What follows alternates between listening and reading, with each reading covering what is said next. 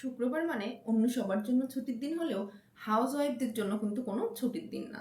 সেই দিন তাদের মাথার উপর আরও হাজারটা কাজের প্রেশার। আর ওই পুরো দিনটাই কিন্তু কাটে একদম রান্না রান্না রান্না, মানে পুরো রান্নাঘরেই পুরোটা দিন কেটে যায় দেখা যায়। তো হ্যালো এভরিওয়ান, সবাইকে ওয়েলকাম আমার একটা নতুন ব্লগে। সবাই কেমন আছেন? আজকের এই ব্লগটি গত শুক্রবারে শ্যুট করা। আজকে এক সপ্তাহ লেগে গেল ভিডিও এডিট করে ভয়েস ওভার দিতে। তো আজকে ইচ্ছা আছে একটু মেয়ের পছন্দের খাবার রান্না করব। মানে লাস্ট এক সপ্তাহ ধরে, এক সপ্তাহ বলবো কি তার বেশিই হবে হয়তো, সে আমাকে বলছে মা তুমি কবে আমাকে ওই হলুদ পোলাওটা করে দিবে।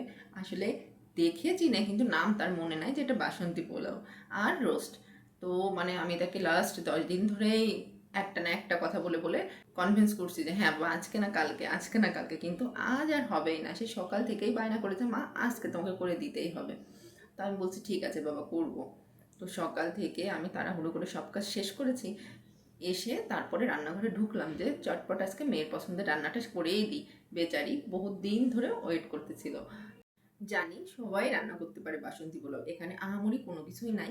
তারপরেও যদি কারোর অজানা থাকে সে কিন্তু এই রেসিপিটা দেখতে পারেন। আমি কিন্তু একদম সিম্পলভাবেই করেছি রান্নাটা। আর জানি ঘি ছাড়া বাসন্তী পোলাও কখনোই সম্ভব না, কিন্তু আমার বাসায় ঘিটা শেষ হয়ে গিয়েছিল, যার কারণে আমি কিন্তু বাটার ইউজ করেছি। আর সেটা খুবই সামান্য পরিমাণে, যেহেতু এত বেশি রিস্ক করবো না, আমি একটু হালকা হালকাই করবো, সেজন্য একদমই অল্প পরিমাণ বাটার ইউজ করেছি। আমি রান্না করছি আর আমার মেয়ে যে কতবার এসে রান্নাঘরে ঘুরে যাচ্ছে, মা দেখি তো একটু তোমার পোলাওটার কালার কেমন হলো। ছোট মানুষ, আমার ওকে দেখে আমার ছোটবেলার কথা মনে পড়ে। আমরাও না বাড়িতে যেদিন কি এরকম একটু মা ভালো কোনো কিছু রান্না করতো, কতবার যে রান্নাঘরে ঢু মারতাম।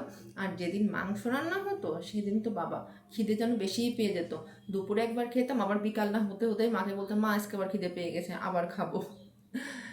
ওকে দেখে আমার আমার ছোটবেলার কথাগুলোই মনে পড়ে।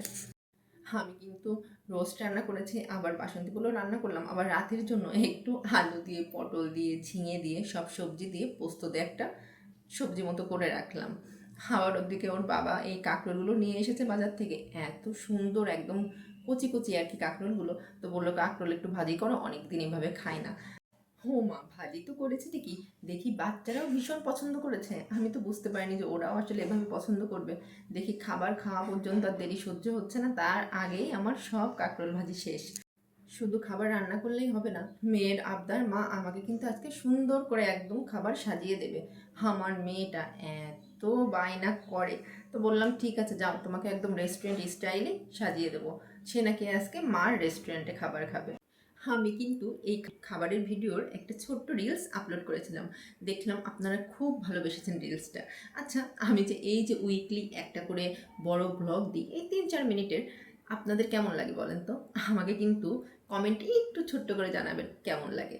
আপনাদের একটু একটু কমেন্ট পেলে আমি একটু উৎসাহ পাই আবার নতুন করে একটা ব্লগ করার জন্য। জানি তেমন আহামরি কিছুই করতে পারি না, তারপরও যদি কারো ভালো লেগে থাকে, কিছু ভালো লেগে থাকে, আমাকে কিন্তু কমেন্টে অবশ্যই জানাবেন।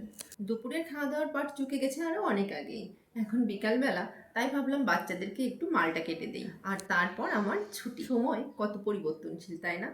আজ থেকে ঠিক 15-20 বছর আগে আমার মায়ের রান্নাঘর সারাক্ষণ পরিপূর্ণ থাকতো আমাদের আবদারে। সারাক্ষণ মা আমাদের কোনটা খেলে ভালো লাগবে, আমরা কি পছন্দ করি, এগুলো মনে করেই রান্না করতো। আর কালে কালে আমি ঠিক মায়ের জায়গায় পৌঁছে গিয়েছি। এখন আমার মাথায় সবসময় এই চিন্তা ঘুরে, আমার ছেলে কোনটা পছন্দ করে, আমার মেয়ে কোনটা পছন্দ করে।